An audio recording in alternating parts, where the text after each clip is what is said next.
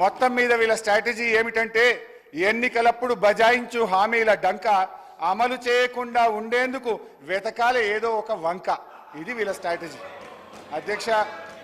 ఇకపోతే మేనిఫెస్టోలో మొదటి పేజీ చాప్టర్ 1 మొదటి లైన్లో వీళ్ళు చెప్పింది ఏంటంటే పూర్తి స్థాయి ప్రజాస్వామిక పరిపాలన అందిస్తామన్నారు.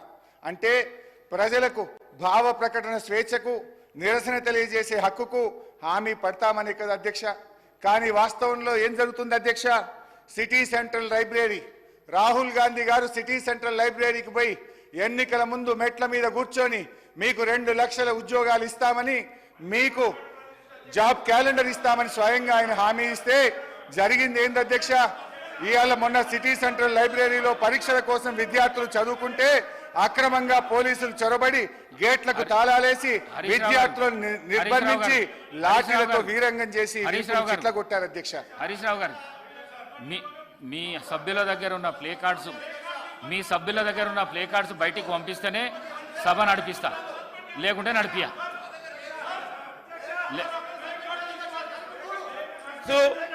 ప్లే కార్డ్స్ కు సంబంధించి మీరు పదే పదే నిబంధనలను ఉల్లంఘించి చేస్తా ఉన్న గౌరవ సభ్యుల పైన చర్య తీసుకోవాల్సిందిగా మేము డిమాండ్ చేస్తా ఉన్నాం అధ్యక్ష.